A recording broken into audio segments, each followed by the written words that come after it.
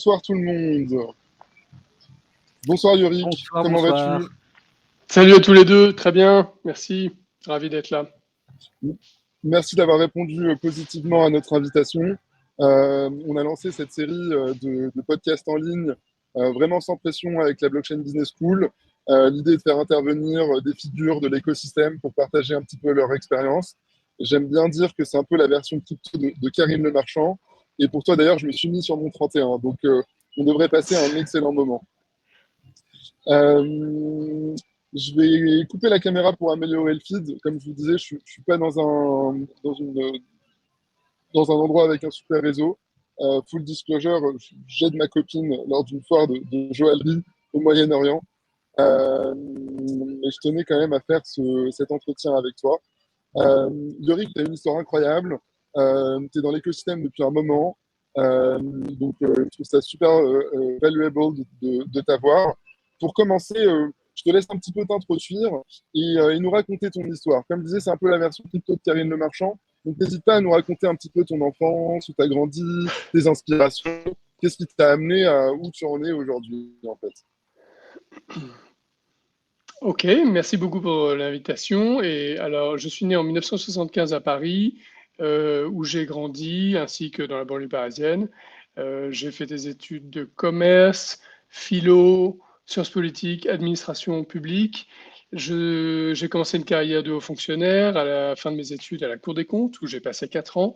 Ensuite, j'ai passé 3 ans au cabinet de Fillon comme conseiller technique sur les discours et sur la réforme de l'État.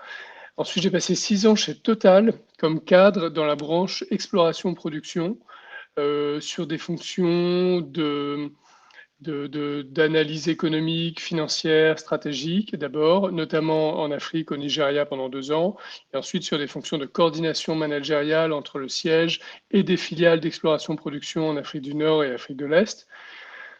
Et ensuite, je suis revenu à la Cour des comptes, donc où je suis magistrat financier, magistrat des juridictions financières.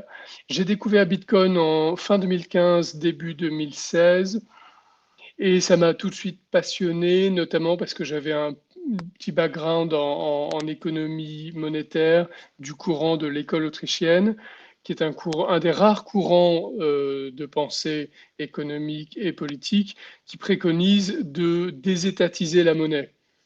Et quand j'ai découvert Bitcoin, je me suis dit, bah voilà, ça c'est une occasion de désétatiser la monnaie, et si ça marche, c'est quelque chose d'énorme et d'historique.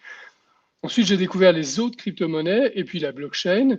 Je me suis enflammé pour la blockchain comme tout le monde et je suis revenu à Bitcoin puisque pour moi, c'est l'objet le plus prometteur, le plus conforme à cet idéal de dépolitisation de la monnaie.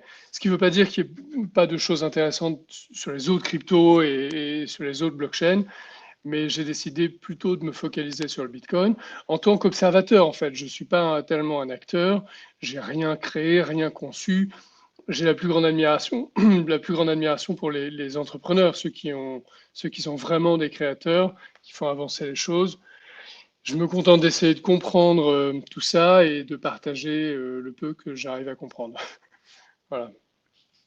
Excellent. Alors, rentrons un petit peu dans le détail. Explique-nous un petit peu qu'est-ce que c'est un haut fonctionnaire, un magistrat financier. Qu'est-ce que tu fais tous les jours et en quoi ton rôle est important dans l'administration publique?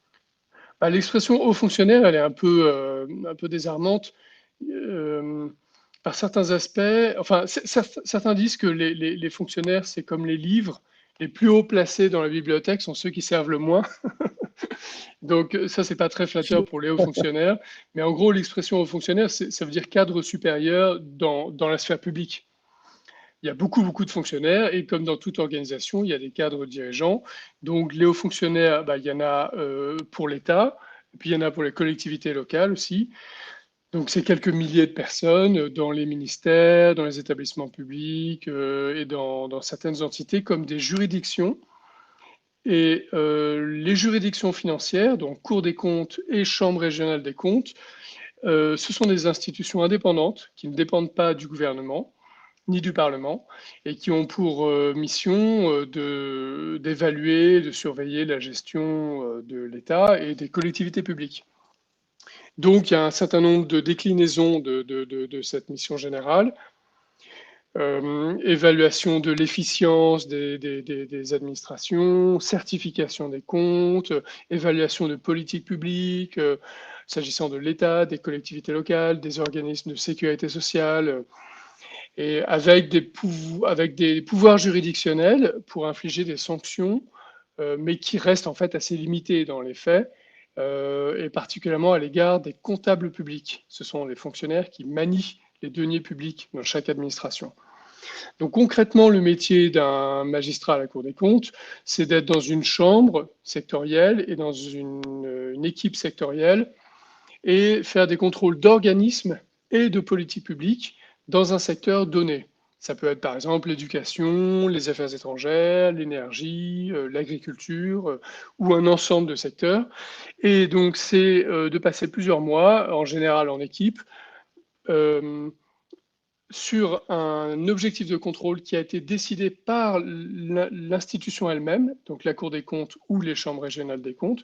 Par exemple, aller contrôler telle filiale d'EDF ou aller évaluer telle politique publique, tel aspect de la politique du logement ou tel aspect de telle politique sociale.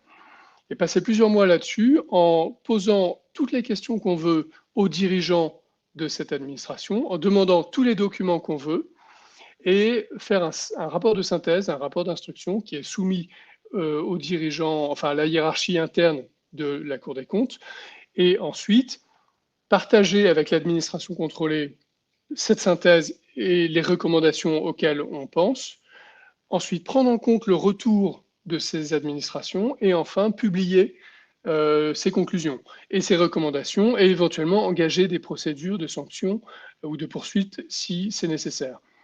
Donc il y a aussi tout un rôle de pédagogie auprès du grand public, un rôle de formulation de recommandations qui parfois est apprécié par ces administrations, qui sont en demande de recommandations d'amélioration, et avec des suites et une mise en œuvre concrète qui dépend beaucoup du contexte, de toutes sortes d'aléas politiques.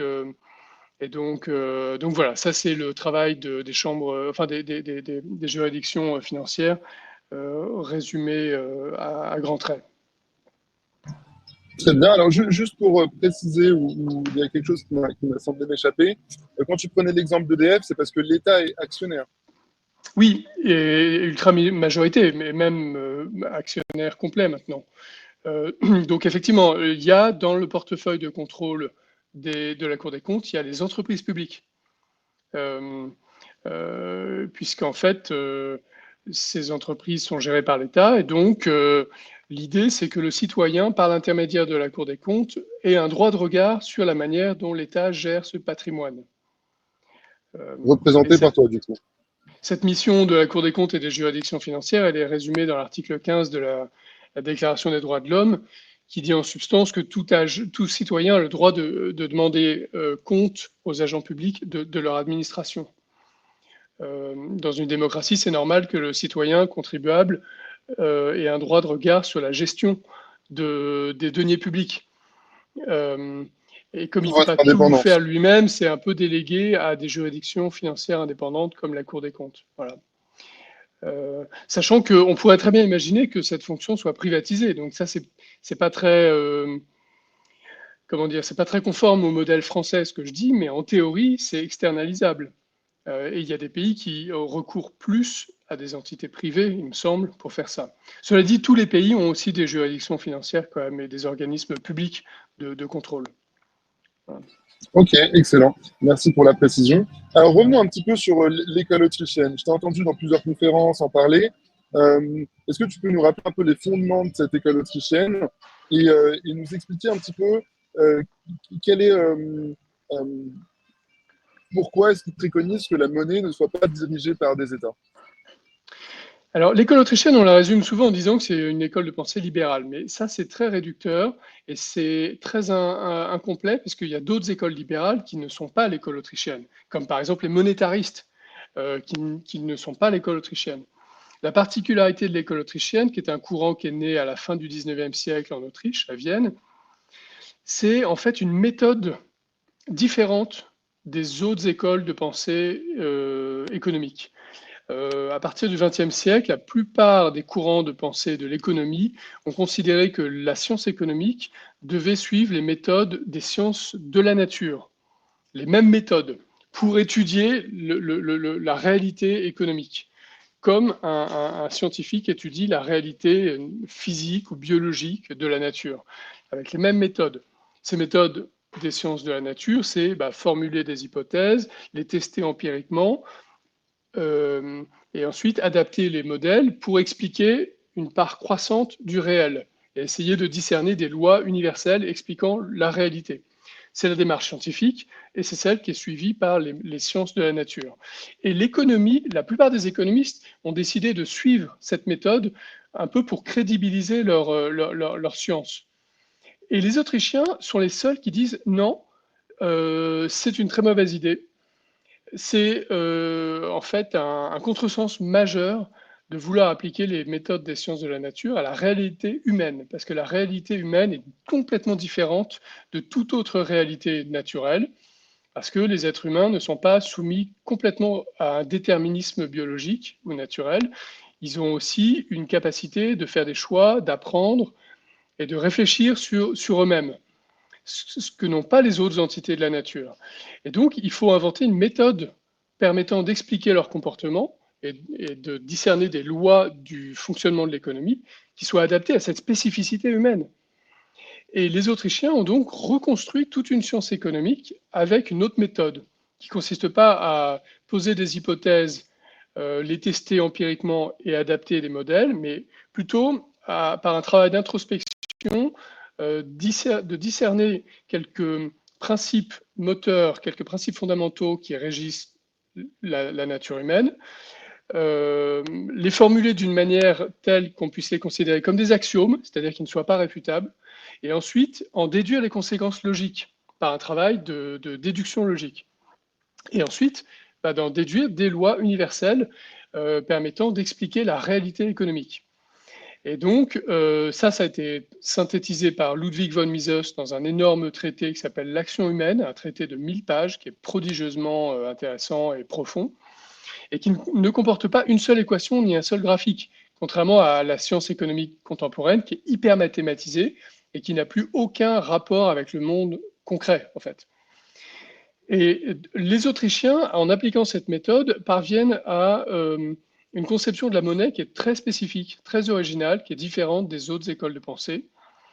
Eux, donc, ils partent du fonctionnement de la nature humaine et constatent que les humains prospèrent davantage quand ils échangent entre eux, et d'autre part que la manière dont ils échangent est bien plus efficiente s'ils utilisent un intermédiaire d'échange plutôt que de garder du troc.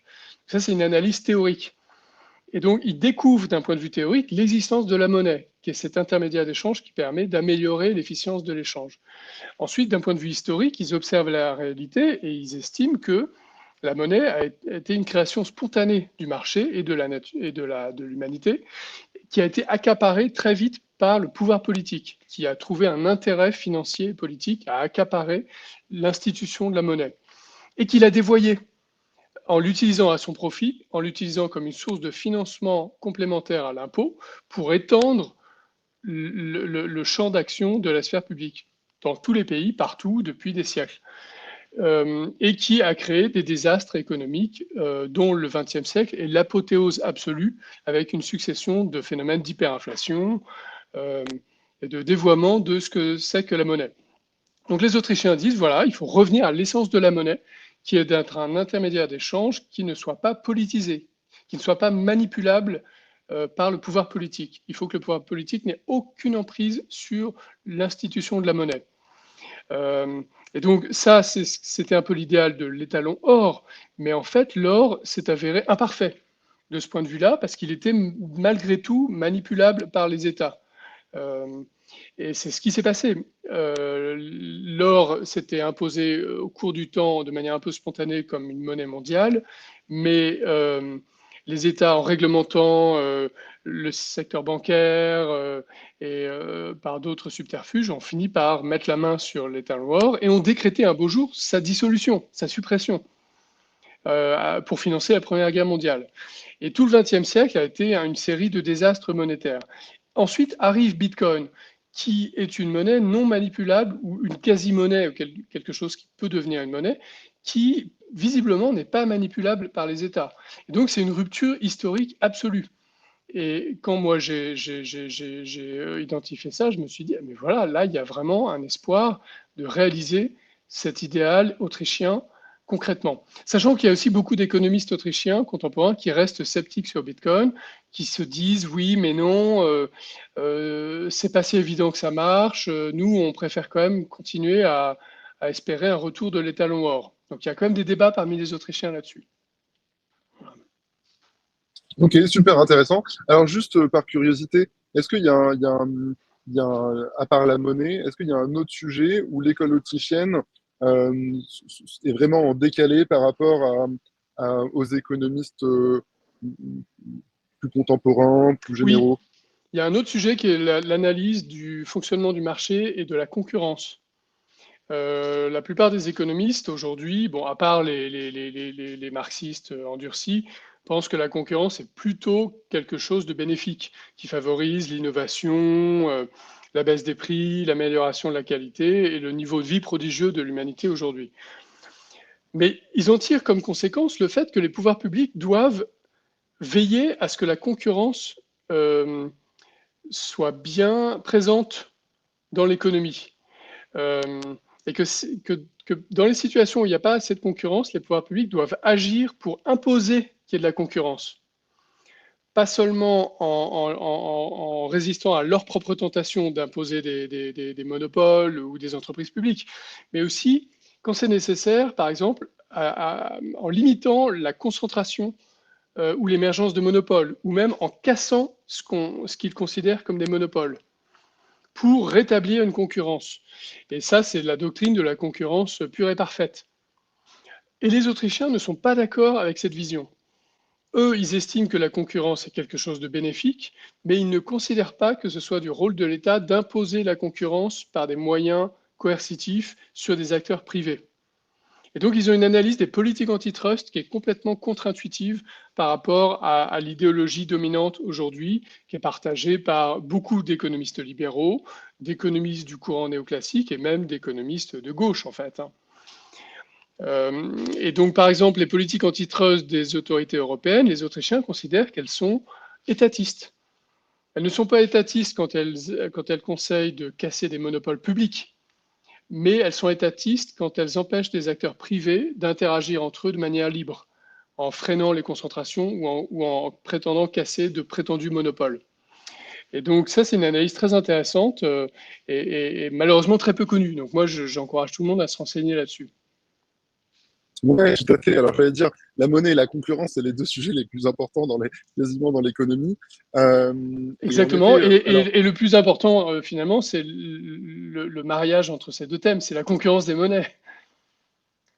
La tout à fait. concurrence Et monétaire, qui est en fait le thème du fameux ouvrage de Hayek au milieu des tout années à fait, avec 70. où il explique comment on fabrique un crayon. Non, ça, je crois que peut-être qu'Hayek en a parlé, mais je crois que c'est surtout Milton Friedman qui est connu pour ça. Oui, pardon, c'est Ouais. Milton. Oui, pardon, pardon. Moi, je pensais plutôt au livre Euh, de Hayek, The Denationalization of Money, en 1976, je crois, qui a été traduit en français sous le titre Pour une vraie concurrence des monnaies.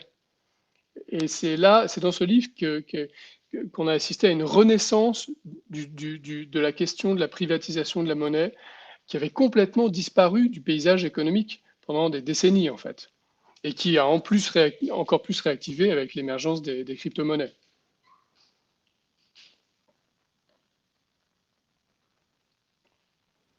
alors, c'est fascinant. Alors, autant pour la monnaie, j'adhère totalement à la politique, à la philosophie de l'école autrichienne. Autant pour la partie compétition, bah, j'estimais que les lois antitrust qui visaient à briser certains monopoles euh, étaient plutôt positives parce qu'en fait, on se dit, plus quelqu'un devient enfin, plus quelqu'un avec une grosse part de marché, plus il peut influencer ce marché. Euh, et du coup, en fait, plus il grossit, plus il a un avantage compétitif par rapport à d'autres. Oui, mais la Et question c'est est-ce que c'est une où est raison où est la suffisante pour finance? l'empêcher d'agir? Ouais, très bonne question. Alors, si tu veux, on peut pratiquement axer toute la discussion là-dessus, parce qu'il y a énormément de choses à dire. Il y a plein de sujets à traiter, tu vois. Là, tu as exprimé beaucoup de choses en une phrase. Tout à fait, tout à fait. Bah, rentrons un peu plus dans le détail dessus parce que je trouve ça très pertinent. Et Hmm. autant d'autres sujets que j'ai sur notre petite feuille de route peuvent être un peu plus génériques. Donc j'aimerais bien qu'on rentre un peu plus dans ce détail. En fait, déjà, ce qu'on peut dire, c'est que l'objectif de tout entrepreneur est de devenir un monopole. Si toi, tu montes une C'est pas boîte, faux. ton objectif, c'est d'être le meilleur et de capter un maximum de clientèle. Euh, alors, à partir de quelle limite des bureaucrates devraient arriver et te dire non, c'est bon, maintenant ça suffit, calmez-vous, arrêtez. Alors que toi, tu développes un business au service du consommateur. Tu ne peux pas être profitable à long terme si tu ne réponds pas, si tu ne réponds pas aux besoins de tes consommateurs. Alors ensuite, effectivement, comme tu dis, à partir d'un certain stade, si tu deviens une gigantesque entreprise mondiale et que plus aucun concurrent ne peut te concurrencer, là, ça peut devenir compliqué, ça peut devenir problématique. Mais d'abord, avant d'arriver à un niveau de 100% du marché mondial, il y a quand même beaucoup de marge de manœuvre. Ensuite, il y a une question de définition du périmètre du marché. En fait, la définition du périmètre d'un marché a nécessairement quelque chose d'arbitraire. Tu vois, est-ce que supposons que tu crées un restaurant et ensuite une chaîne de restauration et que tu deviennes un énorme acteur mondial, est-ce qu'on va te désigner comme un monopole des restaurants ou de l'alimentation ou des lieux publics où on peut s'asseoir ou de l'alimentation d'un certain style, d'une certaine recette? Et en fait, on pourra toujours trouver une segmentation de ton marché permettant de te décrire comme un vilain monopoleur et permettant de justifier que des bureaucrates viennent briser ton business. Donc déjà, là, il y a une part d'arbitraire qui est en fait en philosophie politique et en philosophie du droit est problématique parce que ça donne un pouvoir arbitraire à l'administration. C'est-à-dire que toi, en tant qu'entrepreneur, tu vas pas forcément savoir à partir de quel stade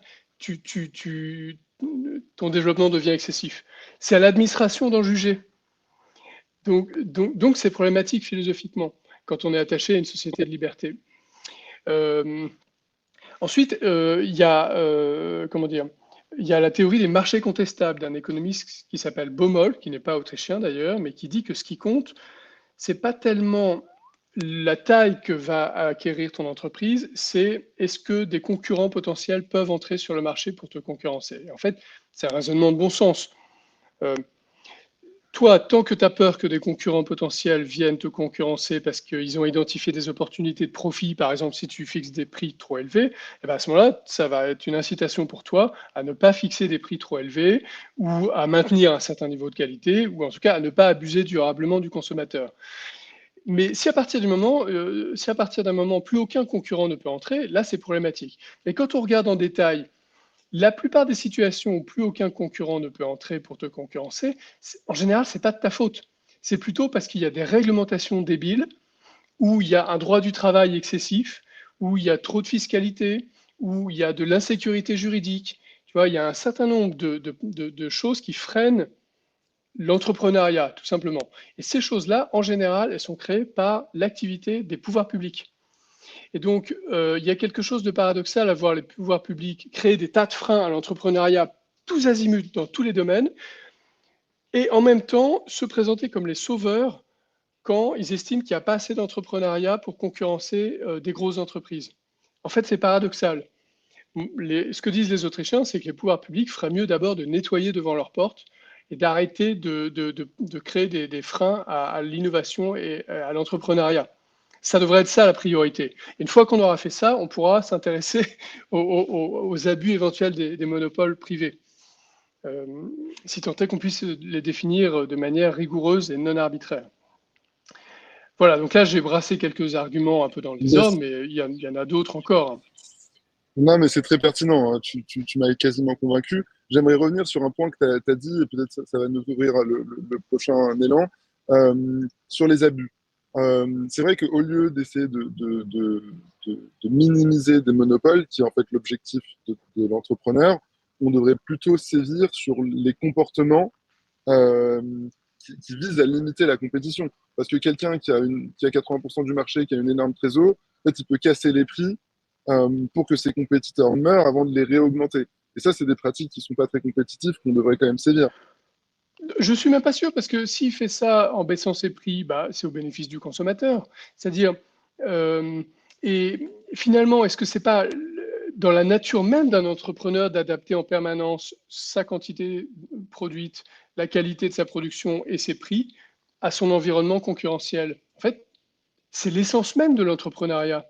Donc, à partir de quel stade de pilotage de ces paramètres par un entrepreneur, les pouvoirs publics doivent arriver en disant non, là, c'est pas bien ce que tu fais. Comment déterminer de manière rigoureuse et non arbitraire et juste ce critère d'intervention de la puissance publique? Ce que disent les Autrichiens, c'est que c'est vain, c'est pas possible. Il n'y a pas de critère satisfaisant pour faire ça. Ouais, c'est vrai, c'est vrai, c'est vrai. Dure question. Alors, restons sur la ligne un petit peu de l'économie libérale. On parle beaucoup du président argentin Javier Milei. Euh, Qu'est-ce que tu penses de sa politique économique?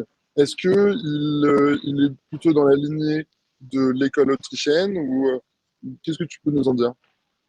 Bah, lui, il se réclame de l'école autrichienne. Il dit qu'il a découvert, il a un passé d'économiste, hein, professionnel. Et au début, il était plutôt convaincu par l'école néoclassique, qui est justement ce courant de pensée qui veut appliquer les méthodes des sciences expérimentales à l'économie, et qui est le courant archi-dominant aujourd'hui. Et il dit qu'il a découvert l'école autrichienne par un article de Rothbard, qui est le grand économiste autrichien de la génération après Hayek, justement sur la concurrence. Il me semble qu'il parle d'un article, mais je pense qu'en fait, il mentionne plutôt un chapitre d'un énorme bouquin de 1000 pages de Rothbard, le chapitre 10 ou 11 sur l'économie, sur la concurrence.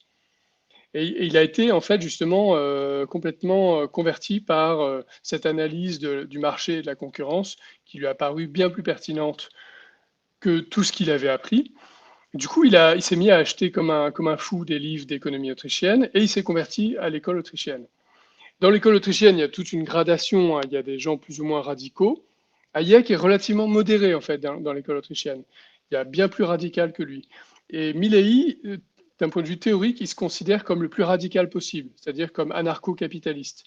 Mais en tant qu'homme d'État, eh ben, il reconnaît qu'il est obligé de mettre de l'eau dans son vin et d'être pragmatique, de faire des alliances politiques avec des gens qui ne pensent pas comme lui, pour mettre en œuvre quand même un minimum de réformes.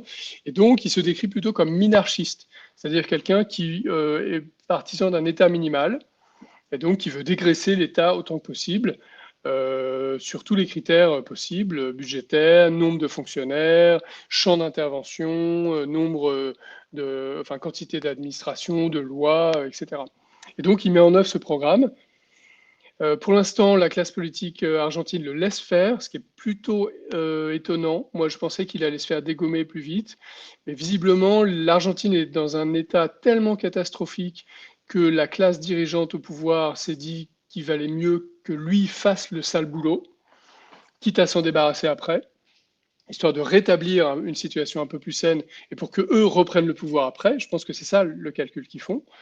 Simplement, il semble que le pari de Milei, contre toute attente, un an après son élection, soit en train de devenir, enfin, enfin, de rencontrer quelques succès. Des effets, ouais, Voilà, des effets les notables premiers même. effets sont plutôt positifs. Dans un premier temps, il y a des effets négatifs parce que la dérégulation, la déréglementation, la fin du contrôle des prix, etc., font augmenter certains prix et révèlent des choses qui étaient dissimulées.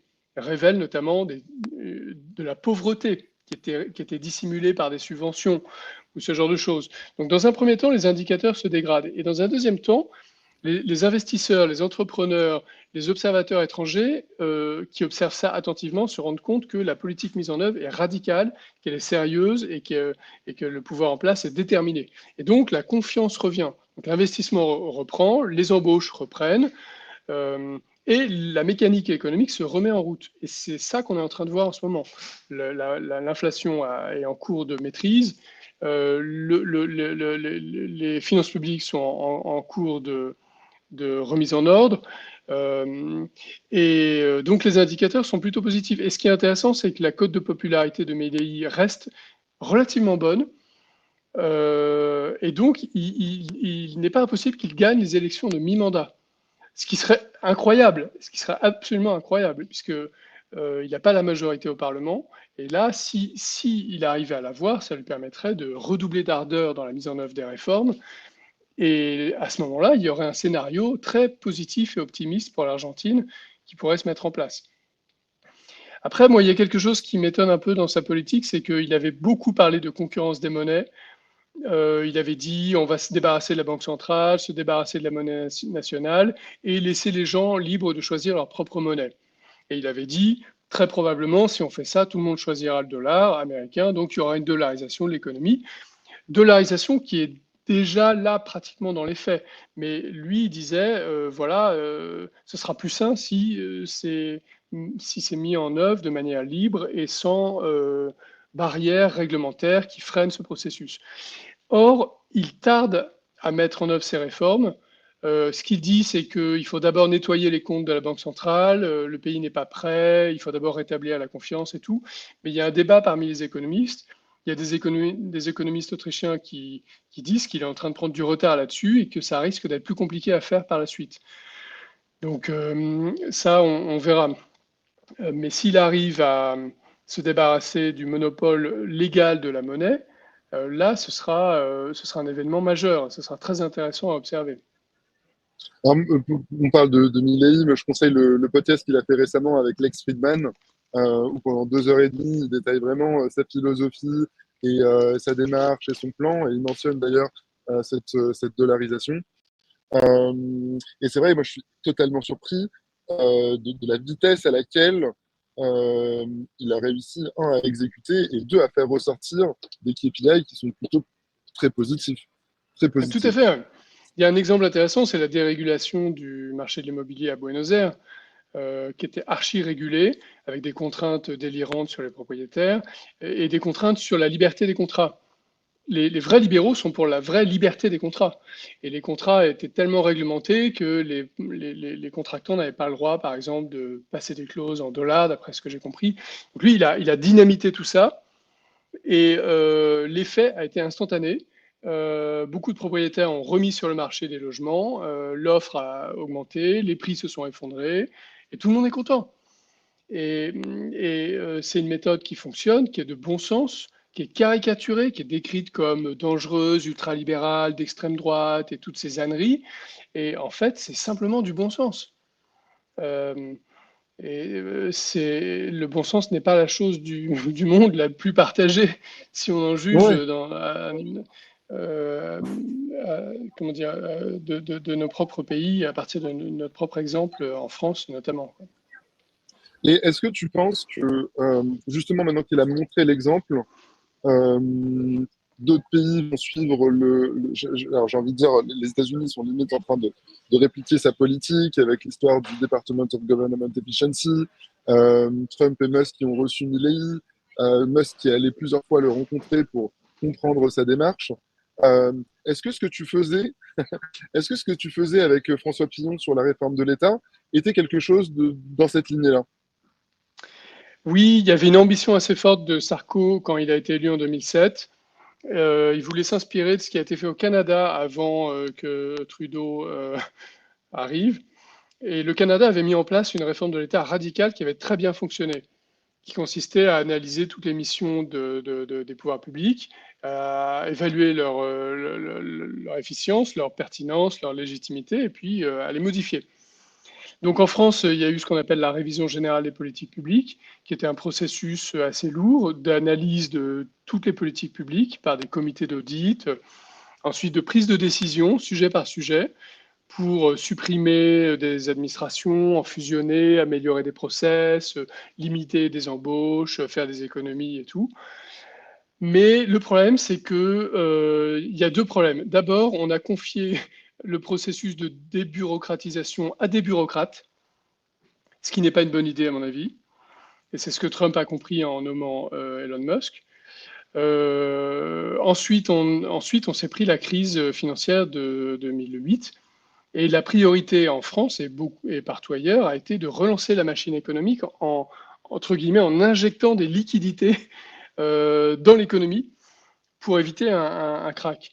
Et donc, la réforme de l'État est devenue la dernière priorité. C'était plus du tout la priorité du gouvernement. Donc, finalement, elle a produit des effets qui sont très importants par rapport à tout ce qui avait été fait avant, mais qui sont dérisoires par rapport à ce qui est nécessaire. Et la France est toujours un pays archi administré, régulé, bureaucratisé, étatisé, avec les conséquences catastrophiques auxquelles on est en train d'assister en ce moment. Alors, je veux pas politiser la discussion, mais tu vois, typiquement, quand il y a eu la dissolution de l'Assemblée nationale, l'un des maîtres mots de la discussion, c'était le budget de l'État, les dépenses publiques, la dette publique. Michel Barnier était il y a 2 jours, je crois, sur TF1 en train de dire on est pire que la Grèce post-2008. Et puis quand on a vu un petit peu leur proposition d'agenda, bah, en fait, il n'y avait pas trop de coupes budgétaires dans l'administration. Ils ont plutôt essayé d'aller chercher l'argent ailleurs. Qu'est-ce qu'il faut pour qu'on applique cette philosophie en France? Le problème, c'est qu'il n'y a pas de demande politique pour ça pour le moment. Les électeurs ne demandent pas ça pour le moment. Il y a beaucoup de gens qui s'inquiètent, qui sont attentifs, qui sont sensibles à ces thèmes, mais pour l'instant, il n'y a pas de majorité politique pour ça. Bah, alors, les électeurs, Ce chat s'appelle Margaret, en référence à Margaret Thatcher. Il n'y a pas de demande, il n'y a pas de demande pour une Margaret Thatcher en France pour le moment. Mais moi, je pense que cette demande viendra plus tard, quand la situation se sera encore plus détériorée. C'est ce qui est arrivé en Grande-Bretagne. En 1979, la Grande-Bretagne était au bord de la guerre civile. Ça, c'est soigneusement évité, enfin occulté dans le débat public en France, quand on parle de Margaret Thatcher et tout. En fait, c'est ça la réalité quand on regarde les livres d'histoire. Le pays était en faillite et il était au bord de la guerre civile. Alors, simplement, il y a une différence qui me paraît plutôt inquiétante par rapport à la France, c'est que en Grande-Bretagne, pendant les années 60 et 70, il y a eu un énorme travail de pédagogie qui a été fait pour diffuser les idées libérales et préparer les élites et la population à une compréhension de la réalité à partir de l'analyse libérale. Or, il n'y a pas ça en France. Il n'y a pas ce travail de pédagogie. La plupart des gens restent complètement formatés philosophiquement avec un biais étatiste. Ils s'imaginent que le marché, c'est quelque chose de plutôt dangereux et inefficace, et que l'État est plutôt une puissance positive et efficace. Donc, ça va être difficile pour qu'une demande de Margaret Thatcher émerge en France. Je ne vois pas très bien comment ça va être possible.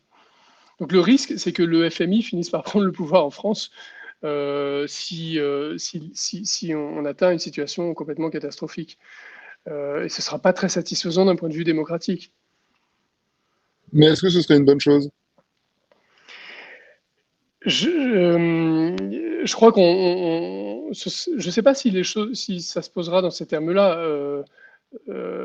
On n'aura pas le choix. On n'aurait pas le choix, en Que fait. ce sera ça ou crever, quoi, littéralement. Alors, j'arrive pas à saisir pourquoi tu dis qu'il n'y a pas de demande politique. Moi, j'ai plutôt l'impression que enfin, quand Michel Barnier a fait sa politique de, enfin, comment ça s'appelle, quand il présente son plan, son discours de politique générale, tous les gens avec qui j'en ai parlé étaient surpris qu'il ne parle pas de réduire les administrations, de réformer les administrations. Pourquoi tu dis qu'il n'y a pas cette demande de l'État, des gens qui votent? Les gens étaient surpris, mais les gens ont voté aux dernières législatives et l'actuel Premier ministre ne fait que réaliser une synthèse politiquement tenable à court terme, prenant en compte le vote des Français aux législatives. Ok. Et est-ce que tu penses que c'est dans la culture européenne de devoir attendre le dernier moment pour se saisir de ce genre de choses? Est-ce que tu penses que les États-Unis sont au bord de la guerre civile, ce qui a amené cette Non, démarche? je reviens sur l'Europe. Je ne suis pas sûr qu'il y ait un biais européen là-dessus, puisqu'il y a beaucoup de pays qui ont fait des efforts remarquables en Europe pour assainir leur situation. Euh, donc, la- en fait, ces pays regardent la France avec sidération et consternation. Euh, L'Allemagne a fait des efforts pour comment dire, rééquilibrer ses comptes publics il y a maintenant quelques années, mais a un peu ruiné ses efforts par une politique industrielle visiblement peu pertinente. Mais il y a d'autres pays, les pays méditerranéens comme l'Espagne, le Portugal ou les pays du Nord, en fait, ont fait beaucoup d'efforts pour gérer leurs finances de manière plus raisonnable. Donc il y a plutôt une exception française plutôt qu'une exception européenne. S'agissant des États-Unis, alors leur déficit explose de manière complètement exponentielle. Donc ça, c'est très préoccupant.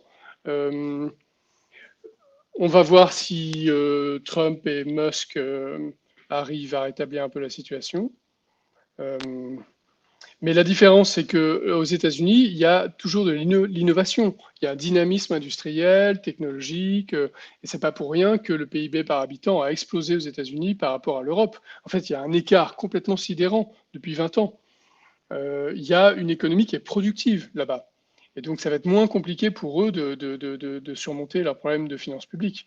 Chez nous, ça va être très, très difficile puisqu'on n'a plus d'économie vraiment innovante et productive. Comment on va faire? La question est vraiment angoissante. Non, je suis d'accord avec toi. J'en ai la chair de poule. Alors, lors du dernier cycle, tout le monde parlait d'acheter des landes, des terrains virtuels sur Sandbox et autres métaverses.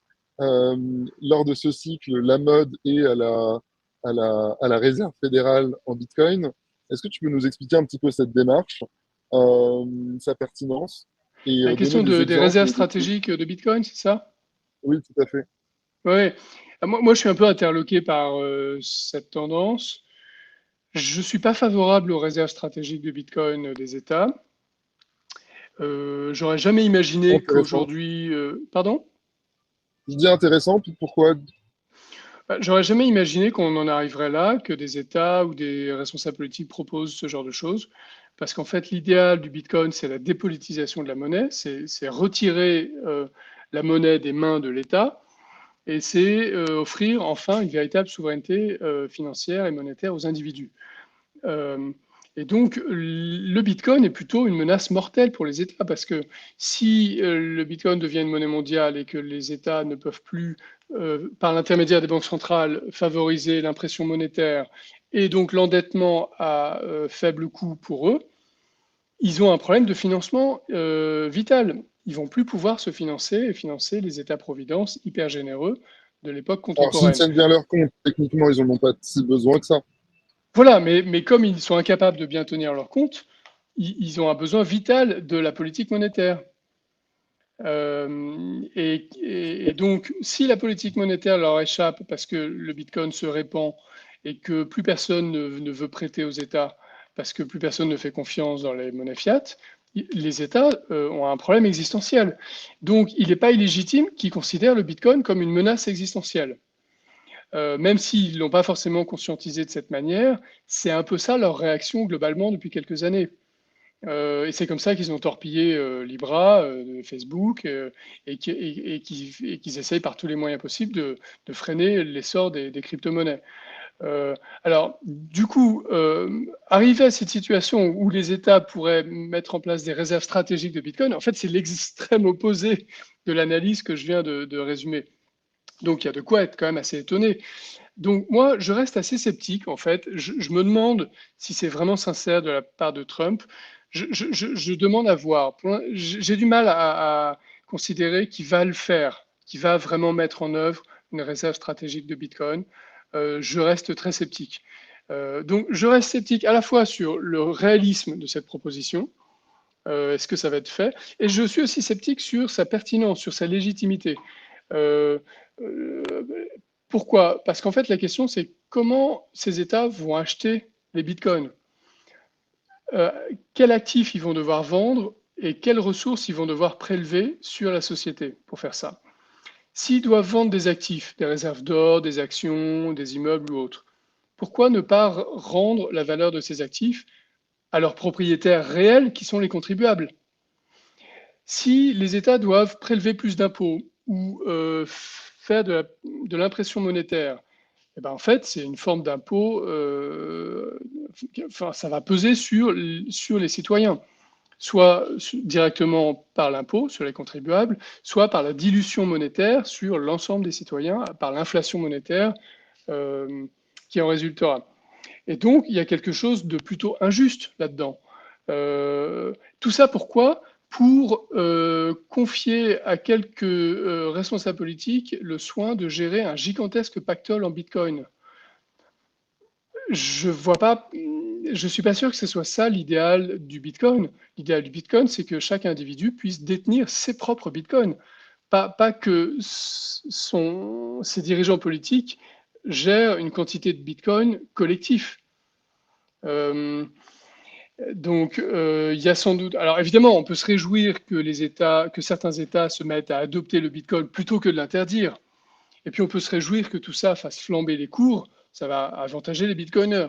Mais si on pense à l'intérêt général et pas à l'intérêt des détenteurs de Bitcoin, cette idée de réserve stratégique de Bitcoin, moi, me paraît plutôt critiquable. Ok, très intéressant, je comprends ton point. Merci de l'avoir détaillé, j'avais pas Toi, tu trop as saisi. un point de vue différent là-dessus? Encore, alors, j'ai pas encore développé de point de vue. A priori, je me disais, ok, c'est osé, ok, c'est peut-être intelligent parce que si ce n'est au moins de ne pas vendre les bitcoins qui sont saisis, c'est déjà un gros avancement, au-delà d'en acheter et de constituer des réserves. Tu vois, je suis d'accord avec toi sur la constitution de réserves, à la limite, j'étais aussi sceptique. Sur la conservation sur le long terme de ces actifs, je me dis pourquoi pas. Après, c'est vrai que c'est totalement antinomique avec le rôle de l'État et l'émission de sa monnaie. Euh, mais est-ce que ce stock, dans 20 ans, euh, il ne pourrait pas remplacer la monnaie d'un État et permettre à l'État ces bitcoins s'ils en ont besoin? Permettre à l'État de faire quoi?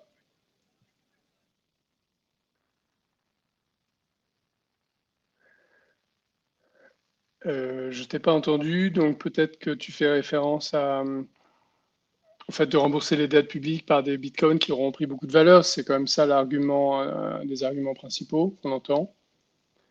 Je sais pas si tu m'entends Oui, tout encore. à fait, excuse-moi, C'est ça. j'ai perdu la connexion. Ouais, D'accord. je t'entends, je t'entends. Ouais, non, moi je comprends qu'on puisse penser à ça, faire ce pari, que les États espèrent finalement faire une énorme plus-value en stockant des bitcoins et rembourser leurs dettes après de cette manière. Mais je ne suis pas sûr que ce soit le moyen le plus sain de se débarrasser du problème de la dette. En fait, d'un point de vue philosophique, la technique la plus juste, la plus acceptable, la plus respectueuse des droits des citoyens et des contribuables, c'est plutôt de faire défaut sur la dette, donc de spolier les créanciers. Tant pis pour eux, ils n'avaient qu'à pas prêter à l'État, et de réduire radicalement la voilure de l'État pour gérer enfin de manière définitive les finances publiques de manière rigoureuse. En fait, c'est ça la vraie piste qui devrait être suivie par C'est sûr que c'est les hommes beaucoup plus politiques. sain. C'est sûr que Voilà. c'est sûr que c'est beaucoup plus sain Voilà. et tu as raison sur ce point-là. Alors pour Et finir, le j'aimerais problème, continuer c'est sur. que ça n'est pas ce Excuse-moi, qui est vas-y. choisi. Ça n'est pas ce qui est choisi parce qu'on est dans un système de capitalisme, de connivence. Qui profite de l'endettement des États? Bah, c'est une grande partie du secteur financier. Euh, et il y a un lien consanguin entre les États et une partie du monde financier aujourd'hui qui est extrêmement choquant et problématique, et qui est permis par le régime de la monnaie fiat, par la politique monétaire. Et ça, c'est très malsain. Et en fait, l'idéal de Bitcoin, c'est de torpiller tout ça, justement. Euh, Et donc, je ne suis pas sûr que l'idée des réserves stratégiques de Bitcoin permette de réaliser cet idéal. Il risque plutôt de maintenir ce capitalisme de connivence. Si dans 20 ans, les Américains remboursent leurs dettes comment dire, en donnant tous leurs bitcoins de leurs réserves stratégiques à Goldman Sachs et aux autres grandes banques, est-ce qu'on aura beaucoup progressé du point de vue de l'idéal du bitcoin? Ouais, j'entends. Clairement pas. J'aimerais finir sur la position enfin, sur les États-Unis versus la Chine, d'un point de vue des cryptos. Trump dit souvent, ouais, si on ne le fait pas, la Chine le fera, il faut qu'on se positionne. Et la place de l'Europe au milieu de tout ça. J'ai pas entendu le début de ta question sur Trump. Non, je disais, Trump dit souvent, il faut qu'on s'empare du Bitcoin avant que la Chine le fasse. Donc, je voulais avoir ton point de vue sur ce US versus China, du point de vue de la crypto, du point de vue du Bitcoin, et la place de Hmm. l'Europe dans tout ça. Ça rejoint un peu ce qu'on disait, hein, Trump, je ne sais pas très bien ce qu'il veut dire par là, et moi je pense qu'il devrait renoncer à s'emparer du Bitcoin. C'est pas le rôle de l'État américain de s'emparer du Bitcoin. Si la Chine, elle, s'empare du Bitcoin, devient favorable au Bitcoin ou fait des réserves stratégiques de Bitcoin, bah, en fait ce sera un peu la même question, le même sujet. Je pense que la priorité des États, même quand on raisonne en termes géopolitiques, c'est simplement d'assainir leur propre gestion, d'être plus respectueux des droits de leurs citoyens, euh, de favoriser l'innovation ou de la laisser se déployer, de laisser en fait le marché fonctionner et d'assurer la liberté. Ça devrait être ça la priorité absolue, l'unique priorité des États. Euh, et donc, dans ce que dit Trump là-dessus, il y a des choses qui me paraissent un peu délirantes, en fait, un peu farfelues. Je ne sais pas dans quelle mesure lui-même y croit ou a une idée précise de ce que ça veut dire. Quand il dit qu'il faut que tout le minage de Bitcoin soit aux États-Unis, euh, bah non, moi je ne suis pas favorable à la concentration géographique du minage. Euh, Voilà. Et puis quant à l'Europe, bah, là encore, évidemment, elle est complètement en retard sur la compréhension des cryptos. Et sa priorité, ça ne devrait pas être de faire des réserves stratégiques, ça devrait être de dynamiter les réglementations ridicules qui freinent l'innovation dans le secteur des cryptos et qui freinent l'entrepreneuriat. Non, mais t'as raison. Il y a pas de recette magique. Euh, Toi qui es un fin connaisseur du Bitcoin, il y a cette question qui est assez récurrente sur la consommation énergétique. Comment tu y réponds, toi, à ça? J'ai l'impression qu'on est en train d'un peu d'évoluer là-dessus et le discours médiatique commence à se rendre compte qu'il a quelques années de retard, puisqu'il y a des études scientifiques qui sortent et qui corroborent ce que disent les bitcoiners depuis des années sur le fait que la forte utilisation d'électricité par le minage et la preuve de travail sont plutôt un atout pour la transition énergétique. Donc, je suis plutôt optimiste là-dessus. Il y a une Et étude puis bon, auquel on devrait se référer? bah, en fait, oui, oui, on voit circuler beaucoup d'études. Moi, je ne les ai pas lues en détail, mais j'ai vu passer des listes de ces études qui sont publiées par Daniel Brenden et qui sont relayées notamment par Alexandre Stachtenko en France. Donc, voilà, j'ai l'impression qu'il y a un consensus scientifique qui est en train de se rallier à l'opinion des bitcoiners. Par ailleurs, bah, les travaux sur la scalabilité se poursuivent, les layer 2 continuent de se développer et ne vont pas accroître l'utilisation d'électricité, même si eux-mêmes sont confrontés à certains défis, hein, bien sûr, puisque pour ouvrir des canaux de paiement Lightning, il faut faire des transactions on-chain, et on sait déjà que le réseau Bitcoin actuel ne sera pas suffisant pour mettre le réseau Lightning à la portée du monde entier. Donc, mais ça, les travaux continuent. Moi, j'ai l'impression que les pouvoirs publics vont trouver d'autres prétextes pour attaquer le Bitcoin une fois qu'ils auront compris que le sujet énergétique est complètement, comment dire, périmé, est un contresens. Ils trouveront d'autres choses, notamment s'il y a des crises sur les dettes souveraines et des chutes des monnaies étatiques, des phénomènes spéculatifs énormes. Il y aura un jour où tout le monde dira que le Bitcoin est responsable de l'effondrement de l'euro ou du risque de dislocation de l'euro et qu'il faut taper très fort sur le Bitcoin. Et si ce n'est pas ça, il y aura toujours d'autres prétextes qui seront trouvés.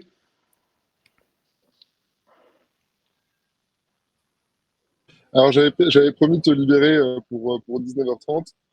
Donc, si tu as le mot de la fin, je te laisse, nous le partager. J'ai pas tellement de mots de la fin. Je conseille à tout le monde de lire un peu l'école autrichienne et de pas trop se laisser influencer par les opinions des gens qui critiquent l'école autrichienne sans en avoir lu une ligne. Il y a une gigantesque quantité d'analyses produites par cette école. C'est plus ou moins technique. Il y a des choses très simples, très vulgarisées. Par exemple, sur les sujets de concurrence dont on parlait tout à l'heure, en fait, le que sais-je sur la concurrence a été écrit par Pascal Salin, est très clair, très intelligent et permet de bien comprendre les différentes conceptions de la concurrence qui existent dans les différentes écoles économiques. Et évidemment, ce que sais-je met en valeur le point de vue autrichien. Et le sujet de la concurrence est au cœur de l'analyse de l'économie de marché et du capitalisme. Et donc, c'est important de se faire une idée rigoureuse là-dessus, puisqu'ensuite, tout le reste en découle. Les pouvoirs d'action de l'État avec une application sur les sujets monétaires. Est-ce qu'il faut une concurrence des monnaies? Si oui, quel genre de concurrence? Organisée comment? Avec quel rôle pour la puissance publique? Quel rôle du Bitcoin par rapport aux autres crypto-monnaies? Quel genre de concurrence entre Bitcoin, Ethereum et les autres cryptos? Tout ça revient à des sujets de concurrence. Donc moi, il me paraît très intéressant que chacun creuse un peu ce sujet. Et il se trouve que j'ai fait une conférence là-dessus il y a quelques années, qui est disponible sur YouTube, qui est intitulée Les infortunes de la concurrence. J'essaie de résumer un peu ces débats. Donc on peut lire des livres là-dessus ou regarder des vidéos. On va récupérer ta conférence et on la mettra en commentaire de cet échange. Merci beaucoup, Yorick, pour ton temps, pour cet Merci à échange toi. passionnant, ton partage de ta philosophie, de ta vision. Et je te souhaite de prendre soin de toi pour toutes tes aventures. Et on se verra de toute façon très probablement à des événements très prochainement. Merci Bilal, merci Nathan et à bientôt. Merci à toi Yorick, à bientôt. Au revoir, merci Yorick.